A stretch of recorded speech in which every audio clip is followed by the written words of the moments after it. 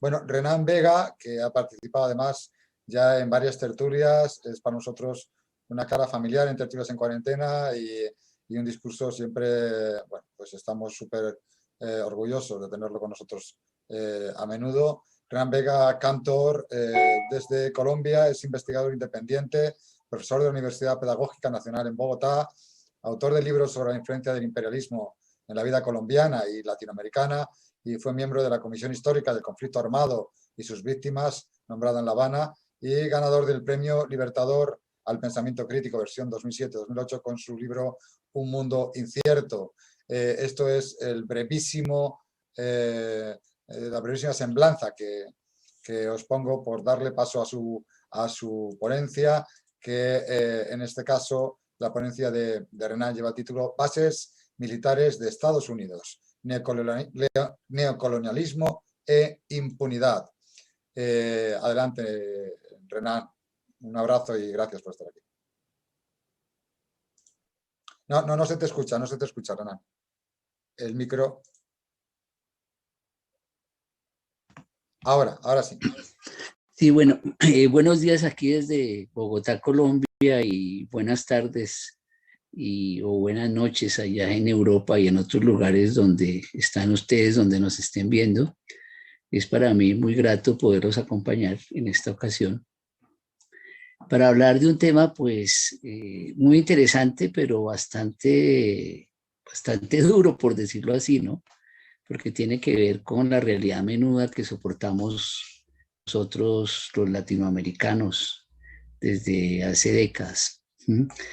Yo quiero hablar de este tema de las bases militares y del neocolonialismo y la impunidad, usando una terminología que de pronto algunas corrientes de las ciencias sociales les pueden parecer obsoleta, desueta.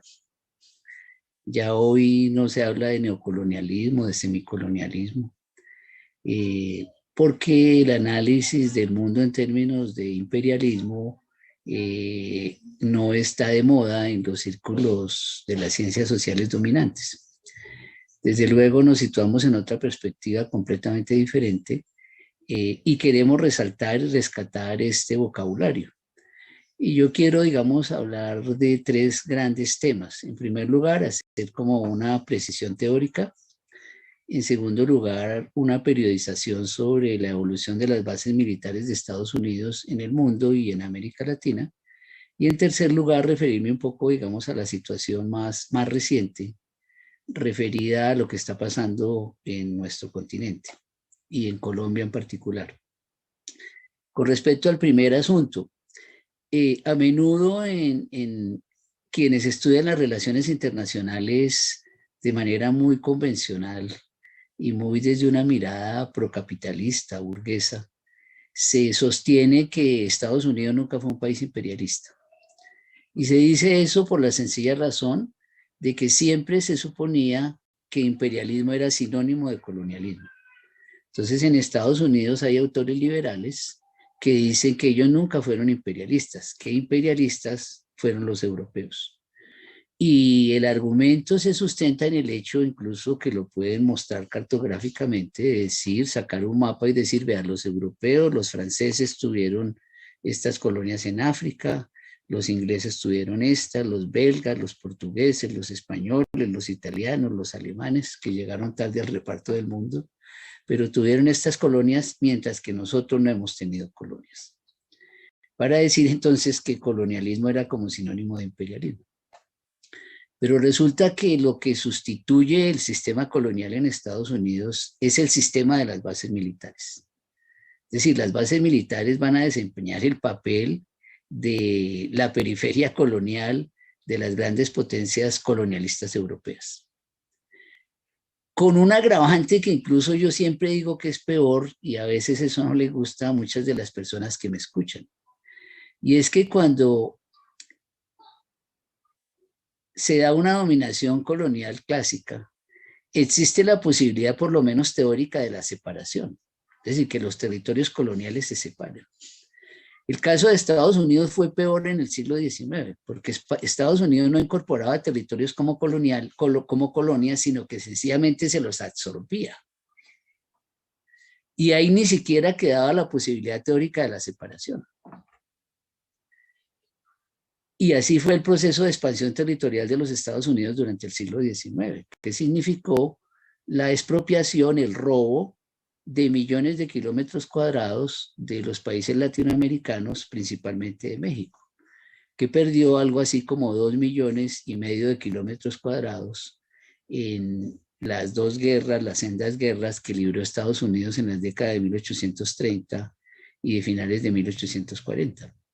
Se incorporó los territorios y ni siquiera quedó teóricamente la posibilidad de que alguna vez se separara. Ese es un primer elemento, un antecedente. Pero si hablamos ya de la formación del imperialismo, en el caso de Estados Unidos, que tiene una fecha de nacimiento, que es el año de 1898, y que como cosa rara se inaugura con una guerra, que es la llamada guerra hispano-cubano-estadounidense. Ahí es cuando surge el imperialismo contemporáneo en los Estados Unidos. Y esa guerra se salda con una victoria. Los historiadores dicen que fue un paseo, que derrotó al decadente imperio español en una guerra que duró escasamente 2 meses. Y al final de la cual se consiguieron importantes cosas para ese dominio mundial de los Estados Unidos, para ese dominio mundial emergente en ese momento, que consistió en apoderarse de antiguos territorios coloniales de España, los últimos que le quedaban, con algunas piezas muy importantes como Cuba, Puerto Rico, Filipinas, que incorporó a su territorio y uno de esos territorios como dominio colonial hasta el día de hoy, que es el caso de Puerto Rico, que es una de las historias más trágicas del mundo, porque podemos decir que Puerto Rico es un territorio que no ha sido libre ni soberano en los últimos 520 años. Pasó del dominio español al dominio estadounidense hasta el día de hoy. No ha sido jamás un territorio libre. Pero digamos, eso es más bien lo excepcional en el dominio de los Estados Unidos. Lo que se va a dar después de 1898 es que Estados Unidos, luego de la guerra, va a incorporar y apropiarse de unos territorios, y esos territorios los va a dominar mediante el establecimiento de tratados leoninos, como es la famosa enmienda Platt en Cuba, uno de los documentos más infames de la historia universal. Y como resultado de esa guerra, de esa imposición, de esa ocupación de Cuba y de la enmienda Platt, se va a apoderar, por ejemplo, en 1903 de Guantánamo. De Guantánamo, que es una base militar de los Estados Unidos, que tiene también una historia terrible que se justificaría, digamos, develar. No sé si tengamos ocasión de hacerlo. Pero quiero señalar ese caso, pero no solamente es el caso de Cuba, de Guantánamo, de Puerto Rico, donde también se van a estar, todo el territorio es un enclave neocolonial de los Estados Unidos, pero también se van a establecer bases militares como la base de Vieques, por ejemplo. Panamá, que era un territorio colombiano, y donde Estados Unidos organiza una independencia ficticia el 3 de noviembre de 1903, y nos quita esa porción territorial con la complicidad de la burguesía comercial panameña, que es copartícipe en la entrega de ese territorio panameño. Y Panamá se va a convertir también en un enclave territorial de los Estados Unidos durante un siglo, porque hasta el 31 de diciembre de 1999, 100 años después, es cuando Estados Unidos devuelve el territorio que ocupó y que se decía en el tratado original, el tratado Hay-Buno-Varila de 1903, que fue impuesto por los Estados Unidos, que esa porción territorial donde se construyó el canal se le concedía a Estados Unidos, óigase bien como decía el tratado original, a perpetuidad y por siempre. Así decía el tratado original. Es decir, como para que no hubiera duda, a perpetuidad y por siempre. Doblemente por siempre, pues, se le concedía esa franja territorial. Esta es, digamos, una primera fase de la formación de las bases militares de los Estados Unidos en territorio latinoamericano. Y podemos decir que esto se va a prolongar hasta la Segunda Guerra Mundial, porque, digamos, hay más o menos una característica de larga duración en los Estados Unidos, que donde Estados Unidos establece una base, tienen que pasar cosas muy importantes, sobre todo la movilización de las poblaciones locales y, digamos, de forma organizada y constante para que Estados Unidos abandone esos territorios. Eso fue lo que sucedió, por ejemplo, en el caso de Panamá. En el abandono de esa franja territorial, sin que eso quiera decir que Estados Unidos se retiró y dejó de lado todas las bases que tuviera en Panamá, algunas de las cuales se han vuelto a reconstruir en los últimos años. Pero después de la Segunda Guerra Mundial viene un segundo momento que es el de la Guerra Fría y que tiene que ver con el hecho de que ahora la justificación de la presencia militar de los Estados Unidos está referida precisamente al anticomunismo. Y algunos de los lugares donde Estados Unidos se va a establecer después de 1945 y donde está todavía, son resultado también del curso de la guerra. Está, por ejemplo, el caso de Japón, el caso de Alemania, donde Estados Unidos tiene numerosas bases y permanece hasta el momento actual. Porque esa es una constante de los Estados Unidos, que si se establece en un territorio difícilmente se sale, repito, si no hay oposición, si no hay resistencia, si no hay rebelión de los pueblos locales. Y por supuesto que el establecimiento de esas bases es posible porque cuenta con la complicidad y la participación de las clases dominantes locales, que se convierten en una correa de transmisión del dominio de los Estados Unidos a nivel local, del cual, por supuesto, también se benefician y del cual sacan también, por supuesto, tajada. Durante este periodo de la Guerra Fría, que extenderíamos hasta el año de 1989 en nuestra América, entonces, a partir de la lógica anticomunista, Estados Unidos va a abrir más bases y va a reforzar ya las existentes.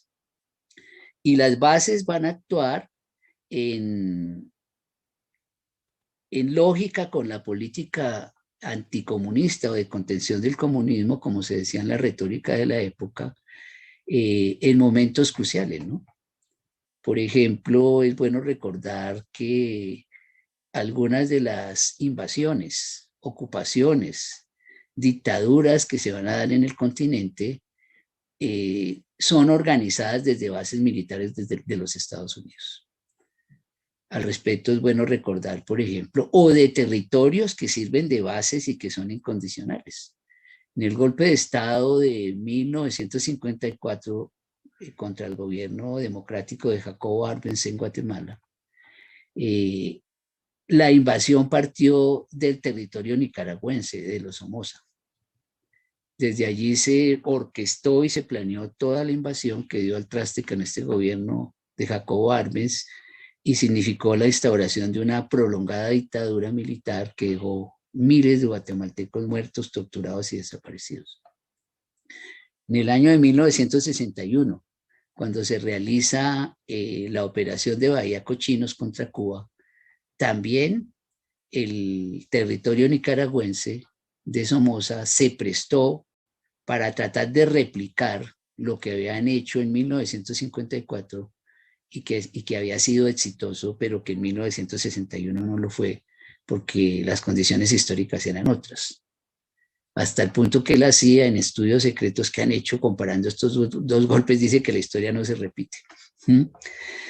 Y también en otras ocasiones, en la invasión en 1965 a Santo Domingo, también desde bases militares en el Caribe se lanzaron más de 40.000, 50.000 soldados estadounidenses avalados por la OEA para invadir a República Dominicana e impedir la restauración del gobierno constitucional de Juan Bosch. De tal manera entonces que tenemos toda una tradición de la acción de las bases militares que se sella con la invasión a Panamá del 21 de diciembre de 1989 porque el ejército militar, perdón, las tropas militares de los Estados Unidos que ocuparon Panamá estaban ahí mismo en la zona del canal. Tuvieron simplemente que pasar una barrera, ocupar el resto del territorio panameño y dar el golpe que dejó 7.000 muertos. ¿Mm? Se suponía que después, cuando termina la Guerra Fría y desaparece el enemigo comunista, tal y como ellos lo habían presentado, pues las condiciones iban a cambiar, pero eso suponía, digamos, una mirada muy cándida y muy liberal, porque después de ese momento lo que Estados Unidos hace es reforzar su presencia, ahora con una nueva argumentación, y una argumentación, digamos, más diversa, más múltiple. Recordemos que hay un momento de transición que dura casi 10 años o que dura 10 años, en donde básicamente se dice que el poder militar en el continente latinoamericano de los Estados Unidos tiene como finalidad la guerra contra las drogas, o se inscribe en la guerra contra las drogas, donde se señala claramente como el enemigo que reemplaza al comunismo a los varones de la droga, la mayor parte de los cuales están localizados en ese momento en territorio colombiano. Pero ese es un enemigo que no tiene la misma, digamos, la misma fuerza en el imaginario que tenía el anticomunismo, el enemigo comunista. Y esto rápidamente es reemplazado en el 2001 por la guerra contra el terrorismo como el nuevo enemigo, sin que eso significa que desaparezca el enemigo narcotraficante, se difumina, pasa como a segundo o tercer plano o se mezcla con el enemigo terrorista. Y es en esa dirección que los nuevos planteamientos de los Estados Unidos van a reforzar su presencia militar en todo el continente, con nuevos argumentos, ¿no? Por ejemplo, no solamente la guerra contra las drogas, la guerra contra el terrorismo, sino también impedir la migración de los pobres latinoamericanos a los Estados Unidos. Y al respecto hay un ejemplo tristemente célebre. No es el único, ¿no? Podríamos señalar muchos, pero quiero simplemente revelar uno. Lo que sucedió en Haití a comienzos de este siglo, cuando Estados Unidos apoyó la dictadura, dictaduras militares, perdón, a finales del siglo pasado, cuando apoyó dictaduras militares que habían derrocado a Aristide, y se presentó un intento de migrar de miles de haitianos hacia la Florida, y resulta que esos miles de haitianos fueron encarcelados en Guantánamo, la base militar de Guantánamo, al tiempo que Estados Unidos impulsaba la huida de los balseros cubanos, en el momento en que Cuba soportaba una condición muy terrible por el periodo especial. Y entonces se da la paradoja que en las aguas territoriales del Caribe, los barcos de Estados Unidos recogían a los balseros cubanos y devolvían a los balseros haitianos que eran encarcelados en Guantánamo.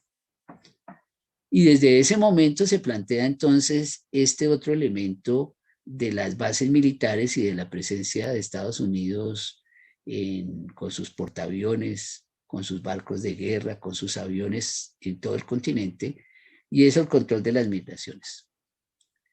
También se plantea la lucha contra el impacto de los desastres naturales, terremotos, tsunamis, el impacto del cambio climático con sequías, hambrunas.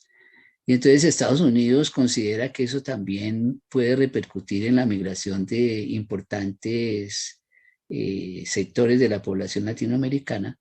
Y también entonces dice que el poder militar en el continente, sus bases, sus portaaviones, operan para impedir el flujo de población como resultado de estos mal llamados desastres naturales. Y también tenemos un ejemplo, lo que sucedió en el año 2010, cuando se presentó este terrible terremoto en Haití, que dejó como 300.000 muertos, y que fue lo que hizo Estados Unidos como ayuda, ¿no?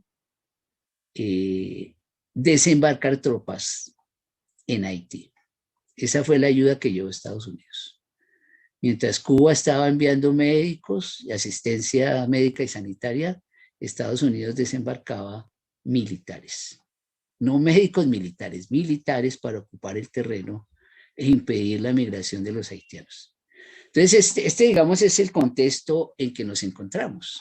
Y entonces, utilizando estos argumentos de la guerra contra las drogas, la guerra contra el terrorismo, contra la migración, contra los desastres naturales, por los efectos del cambio climático y cosas por el estilo, Estados Unidos ha ido reforzando su presencia militar en el continente.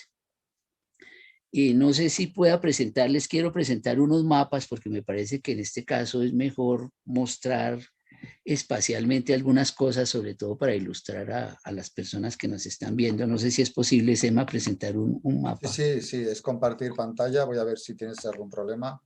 Aquí, Si no, a ver. Donde dice Share Screen. Sí, Share Screen. ¿Y ahí dónde voy?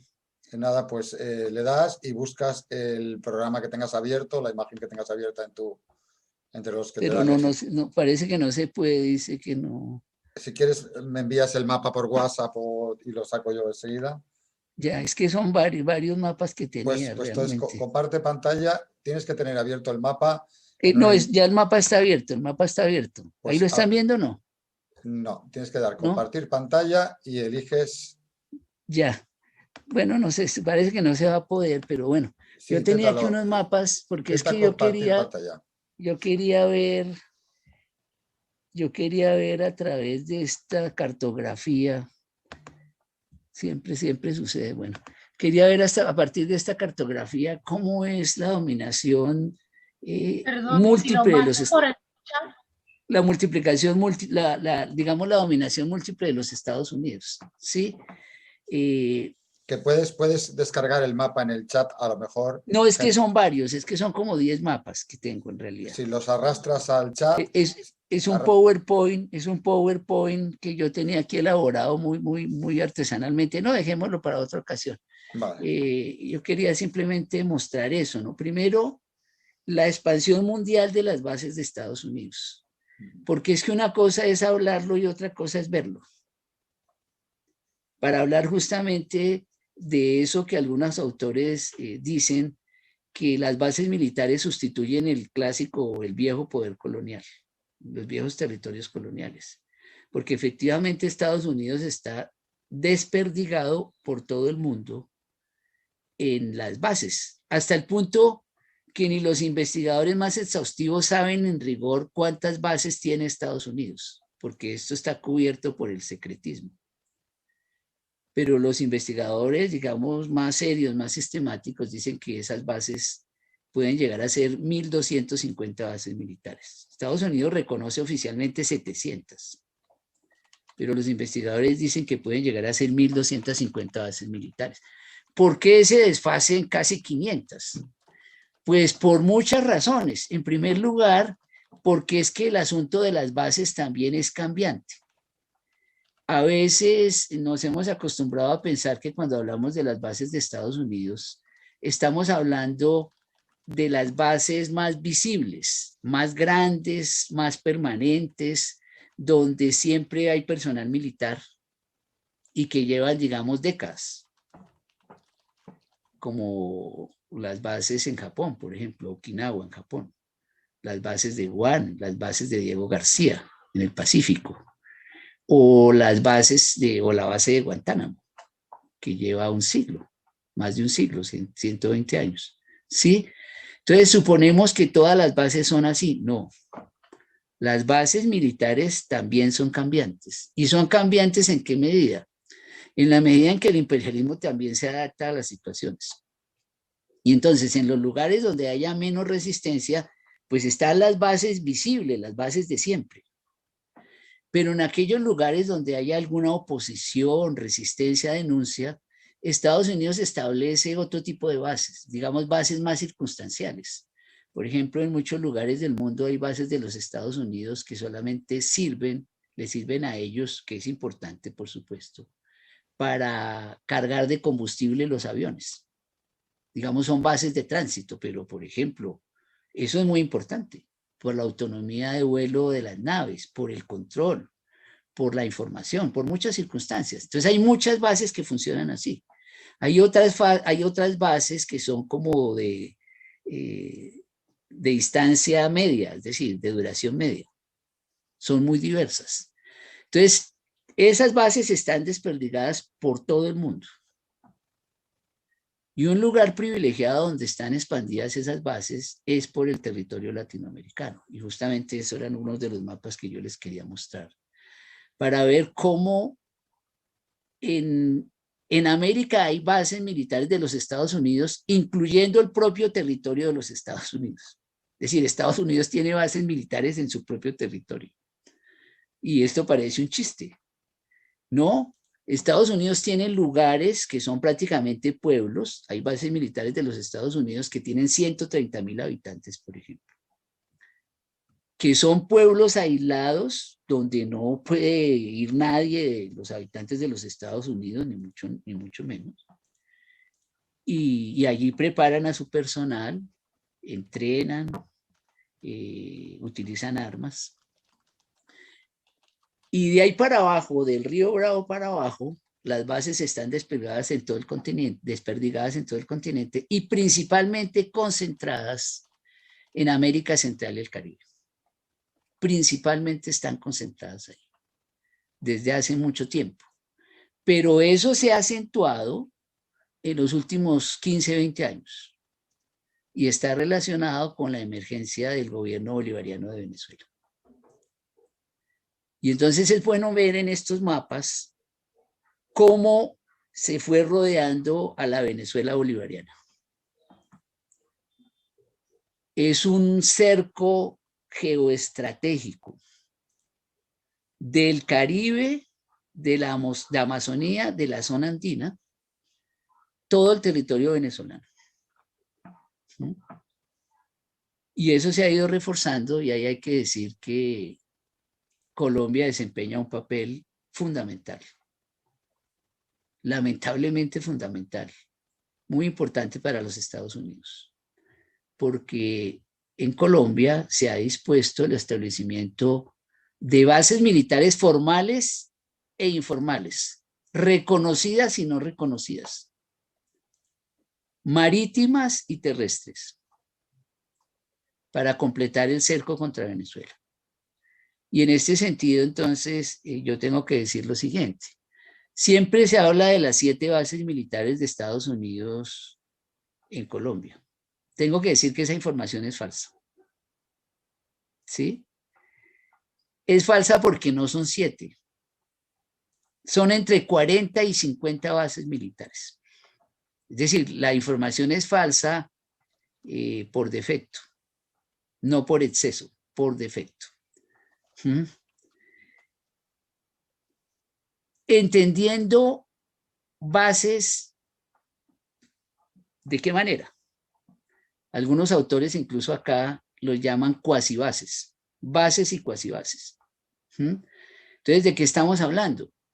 Es que hay un dominio de espectro completo que es militar, que es mediático, que es cultural, que es informativo,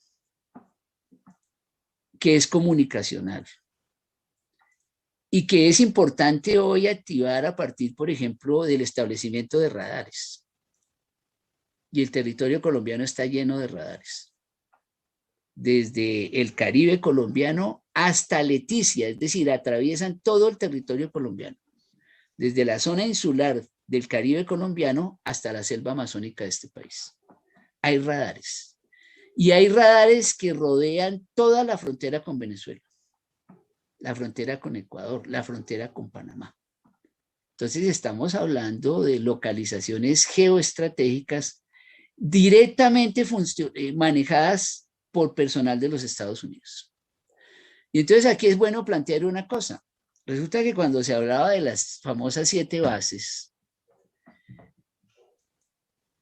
que llevaron a que se firmara un acuerdo vergonzoso el 30 de octubre del 2009 entre Colombia y los Estados Unidos. Resulta que eso fue echado para atrás luego en términos legales por las Cortes colombianas. Y de ahí en adelante, entonces, aquí en Colombia se dice que no hay bases militares de los Estados Unidos. Ese es un sofisma, porque Colombia es un país cultor de las formas y de las formas jurídicas. Entonces se supone que lo que jurídicamente no existe, en realidad no existe. Acabamos de ver, ¿no? Ayer la Fiscalía declaró que Uribe debería ser exonerado de los cargos por este prolongado juicio que ya lleva 10 años. ¿Sí? Esas son las formas jurídicas. No quiere decir que el tipo no sea un delincuente. No quiere decir que el tipo no sea un criminal. Pues lo mismo sucede con las bases establecidas.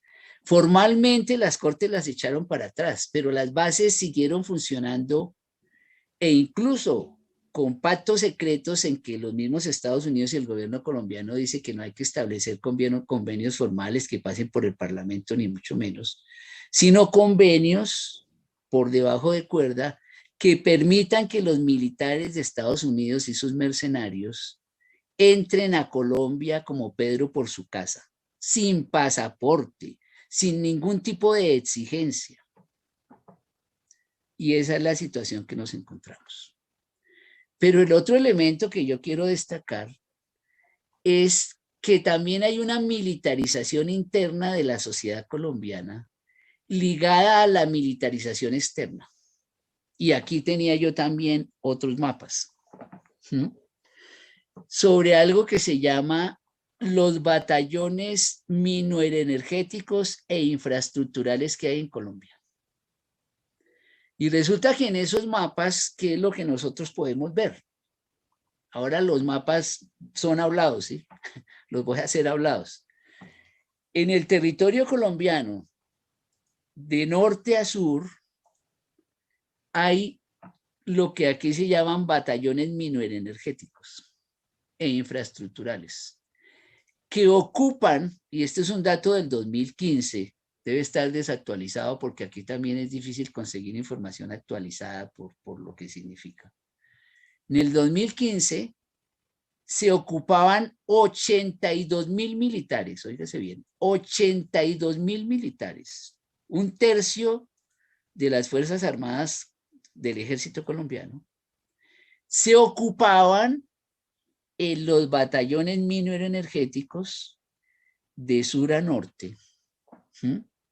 ¿Y qué hacen esos batallones mineroenergéticos?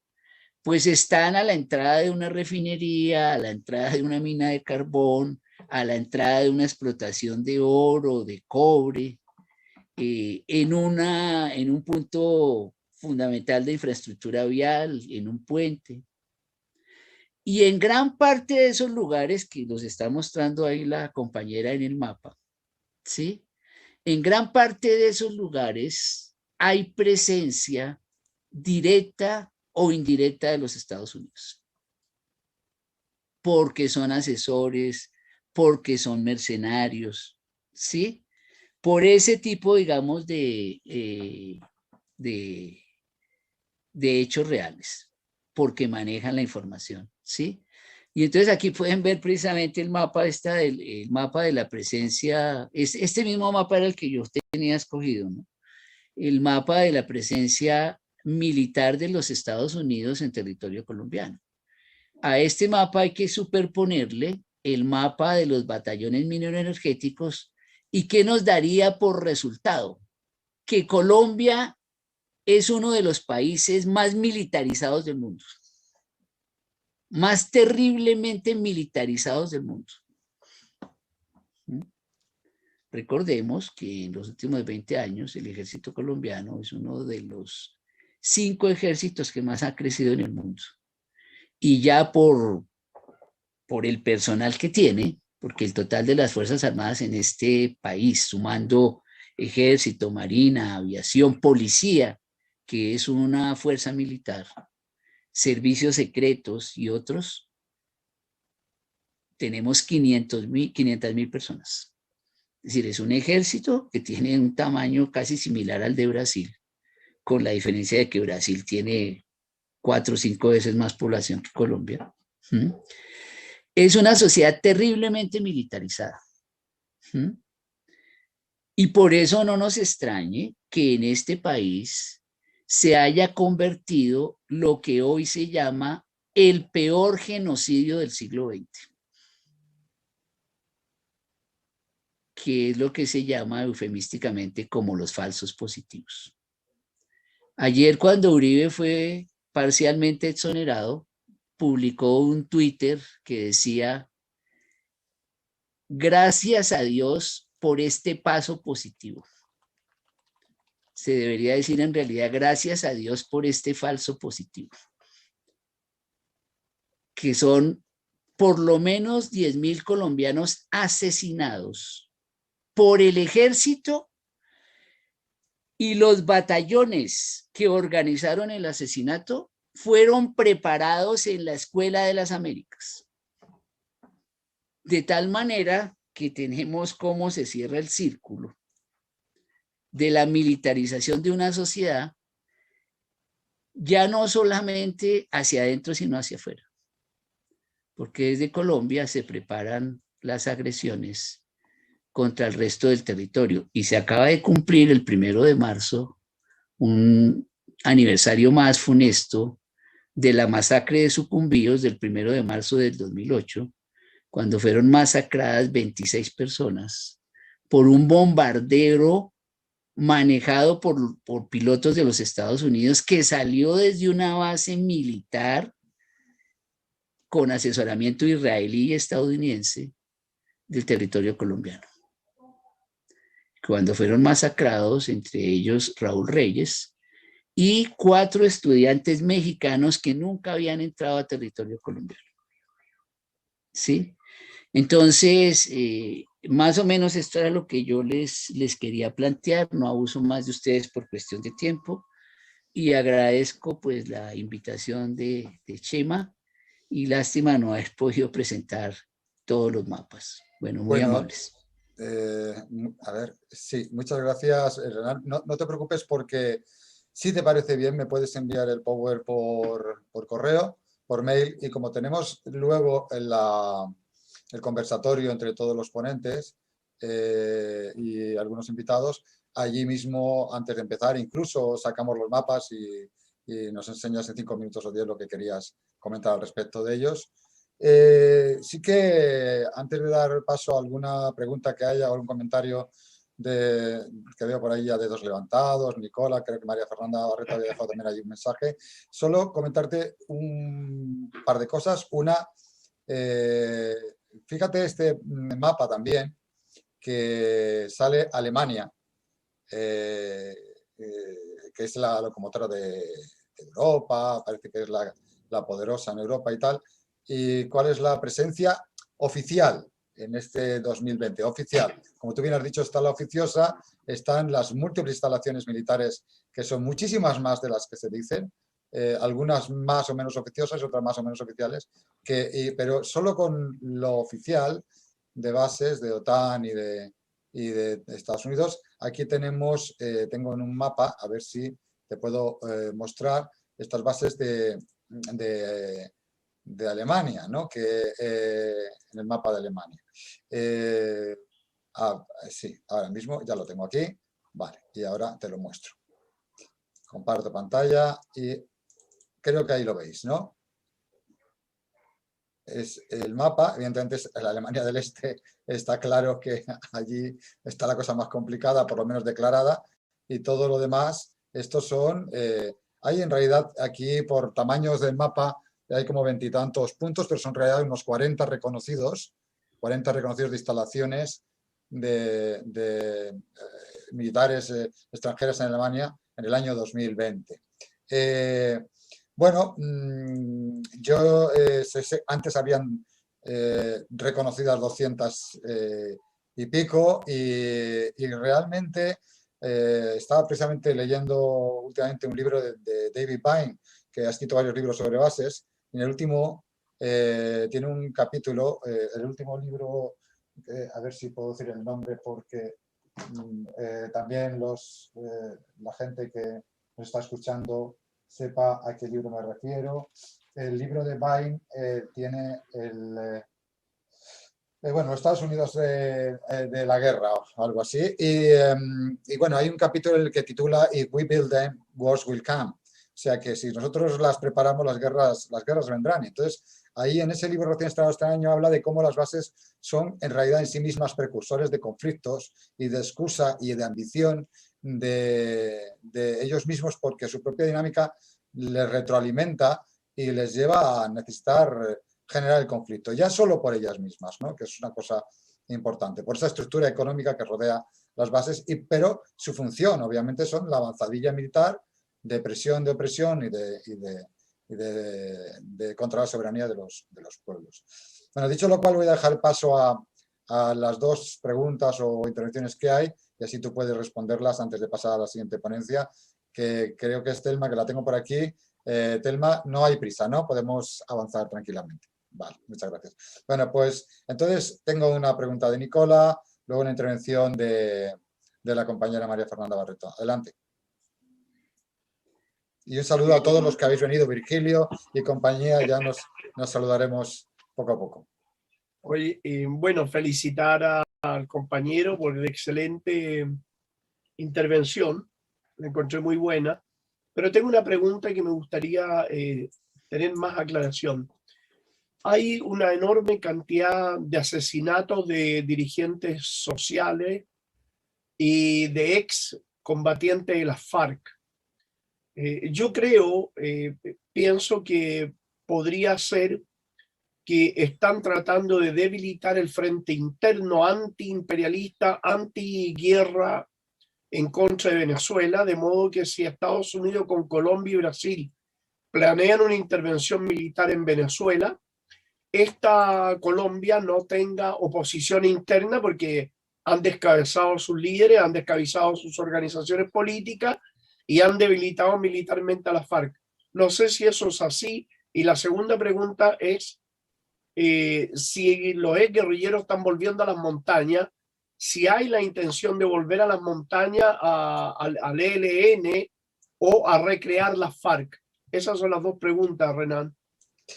Bien, Nicolás, tengo ahí una, María Fernanda, Iñaki, los tres, y ya paso a responder Renan. Adelante, María Fernanda. Hola, sí se me escucha, tengo un poco de lentitud en el internet. ¿Se escucha bien? Se te escucha, regular, pero se te escucha. Ok, bueno, siempre un gusto y un honor por San Vega. Quería preguntarle justamente por el tema base. Aquí, como usted sabe, yo soy nacida en Colombia, criada acá en Venezuela. Aquí siempre están, usted bien aclaró, habló de que hay entre 40 y 50, pero también destacó el hecho de estos batallones que se señala 21.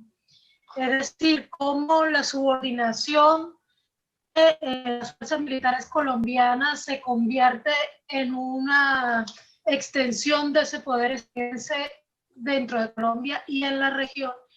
Y otra cosa que se lo menciono por preguntar finalmente si está de acuerdo con mi afirmación, es la presencia de las contratistas militares privadas de origen estadounidense mayoritariamente en Colombia, sobre todo en estas mismas grandes corporaciones mineroenergéticas, pero también prestando servicio a las instalaciones militares estadounidenses e incluso de instalaciones militares colombianas.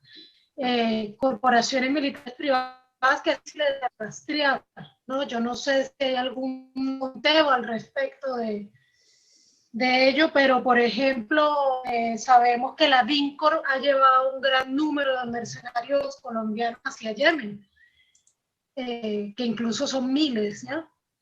Esto lo sabemos por declaraciones de autoridades sauditas mismas que dijeron que los colombianos eran más valientes para la guerra que su propio ejército, que por eso debían contratarlos, ¿no?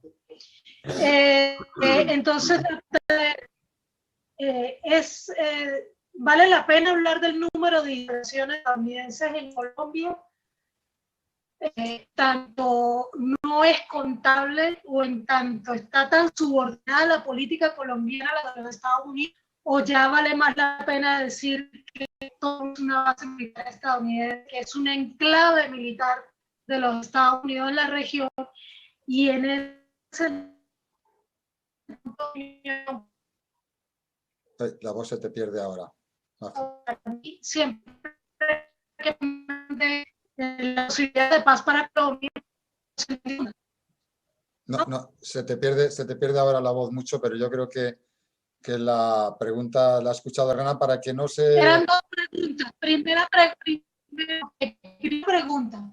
Si Colombia entera es una base estadounidense en clave, si vale la pena más bien referirse a ello. Y dos, si hay alguna posibilidad de que haya paz en Colombia mientras esa ocupación militar continúe. Y la pregunta es capciosa porque la mayoría de veces que me toca compartir espacio con otros compañeros y compañeras de Colombia, hablan de un montón de actos para la paz, pero parece que se nos olvida siempre de la urgencia de que Estados Unidos desocupe militarmente Colombia. Muchas gracias, María Fernanda. Iñaki, te voy a hacer esperar porque las 3 preguntas que se han hecho ya son suficientes para que no se nos... Perdón, Iñaki. Y luego ya daré paso a Iñaki y a Juan Manuel. Adelante, Renan. Y luego ya no más preguntas que Iñaki y Juan Manuel, porque si no se me hace muy largo el espacio que le quito a Telma. Adelante. No, exactamente. Renan. Yo quiero ser muy breve porque pues yo entiendo que este es una jornada donde hay muchos compañeros que van a participar y no quiero quitarles tiempo. Esto que ustedes están preguntando meritaría pues unas charlas mucho más sistemáticas, pues que son temas relacionados con lo que hemos planteado, pero derivados, que bien ameritarían un tratamiento más organizado, ¿sí? Otra tertulia de Colombia haremos, Renan. Sí, simplemente les quiero decir lo siguiente sobre eso.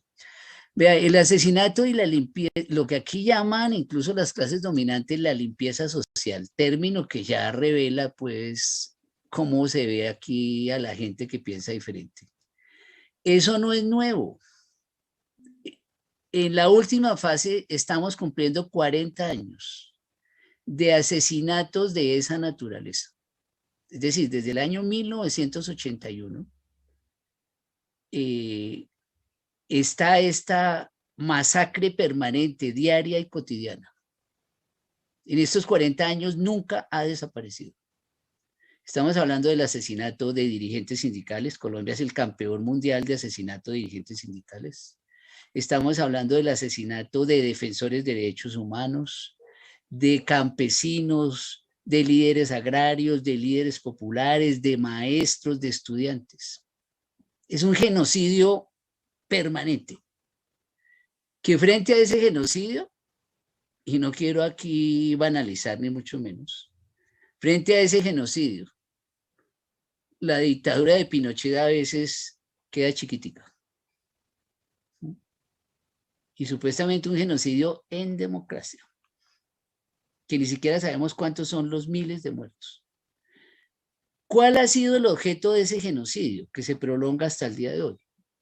Precisamente descabezar a generaciones completas de colombianos que podrían haber encabezado algún otro proyecto de sociedad. Eso es lo que ha pasado. Lo que pasa es que eso se tornó noticia luego de la firma de los acuerdos de paz como si fuera nuevo. No, es permanente. Lo que sucede es que la novedad es que se suponía que luego de firmar los acuerdos de paz eso iba a cesar o iba a disminuir, y no. Se ha mantenido en su misma tendencia de asesinatos permanentes. Incluso uno podría decir que ahora están asesinando menos dirigentes sindicales que antes de la firma del acuerdo de paz. ¿Por qué razón? Pues porque ya no hay casi sindicatos. Los han acabado a todos. Entonces ya no hay a quién matar. Así de simple, duro, pero así es. Y esto no es noticia en Las oficinas de derechos humanos internacionales, jamás se menciona. Ese es el gran triunfo del bloque de poder contrainsurgente colombiano, que a nivel internacional tiene la imagen que este es un país súper democrático. Erich Hobsbawm, en un artículo de 1987, llamó a este país la Colombia asesina, la democracia asesina. ¿Sí?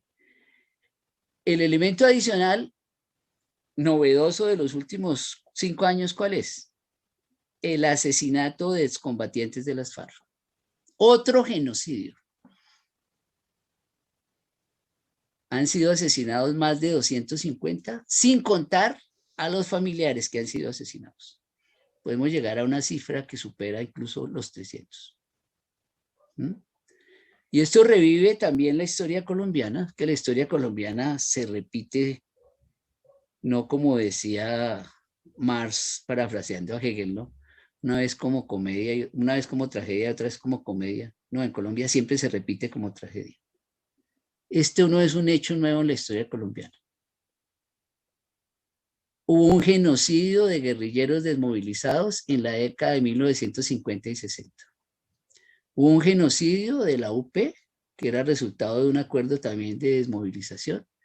Y esta es una tercera oleada de ese genocidio que continúa y que se prolonga. ¿Sí? Y en cuanto a la segunda, al otro aspecto, Colombia son las dos cosas. Es un enclave militar de los Estados Unidos, pero también hay una militarización endógena que le sirve a las clases dominantes de este país. Y esa militarización se ve en la vida cotidiana, a todos los niveles. El aparato militar en Colombia es un sector muy poderoso. Ya vimos la magnitud, su tamaño. 500.000 miembros e indirectamente más o menos 3 millones de personas, sumando a los familiares, que tiene universidades, que tiene emisoras, que tiene colegios, que tiene su propio centro de memoria histórica, ¿sí? Para lavar la imagen de los militares, ¿sí? Que es un poder aparentemente que respeta a lo civil, pero aquí el gremio de los militares no se toca. No se toca. Entonces, Colombia son las dos cosas, un enclave, pero también aquí hay una militarización endógena que se nutre y que se sustenta y que se basa de esa formación que le ha dado los Estados Unidos, hasta el punto que Colombia hoy es exportador de lo que yo llamo, en son de burlas, exportaciones no tradicionales. ¿Y cuáles son las exportaciones no tradicionales? Torturadores, paramilitares, policías, formados en la Escuela de las Américas, que ahora Estados Unidos triangula para que formen a la policía paraguaya, y por eso no nos sorprendamos que en Paraguay ya se estén dando los casos de asesinatos a la colombiana, niñas que son bombardeadas por el ejército paraguayo. ¿Quién adiestró a ese ejército paraguayo? El ejército y la policía colombiana. ¿Quién adiestró al ejército y a la policía colombiana? Estados Unidos. Entonces, hay aquí una transferencia de conocimiento al servicio del mal, hay que decirlo así. Y Colombia está cumpliendo ese papel de preparar. Se habla de que ha participado en la preparación de por lo menos 17 fuerzas policiales y militares del mundo en los últimos años. Eso es importante recalcarlo. Y el último punto, que también ameritaría otra discusión, para mí, y esta es una postura mía personal, lo que se llama proceso de paz está muerto y enterrado. Lamentablemente, y esto es doloroso decirlo, está muerto y enterrado. Y estamos viviendo un tercer ciclo de violencia que se va a prolongar durante décadas. Estamos en ese momento, por desgracia. El ELN nunca se desmovilizó y hay sectores de las FARC rearmados,